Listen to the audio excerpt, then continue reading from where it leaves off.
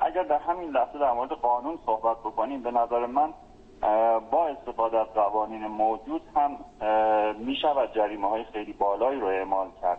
اما بیشتر از اون به نظر خود من، اگر از من بپرسید، میگم اطلاع رسانی کافیه، چون واقعا خیلی از خانواده ها از جریمه هایی که تعلق میگیره به این ماجرا اطلاعی ندادن. برای مثال استفاده از استفاده از یه دستگاه ماینر غیر استاندارد بر اساس قانون توسعه و ارتقاء استاندارد ایران حبس داره، حبس تعزیری داره. بعضی از اوقات ممکنه حالا به دلایل مختلف پخش بشه و قاضی فکر بکنه که من مثلا یه جوونی بوده اخفال شده، حالا این رو براش من حبس رو ننویسم. عرضم اینه اگر بخوایم سختگیری بکنیم، یعنی اگر قاضی محترم ما بخواد سختگیری بکنه، در قوانین هست قبلش واقعا لازمه که این اطلاع رسانی کافی انجام بشه که خصوصا جوانای عزیز ما در دام این تبلیغات انحرافی و اغواگر نیفتن.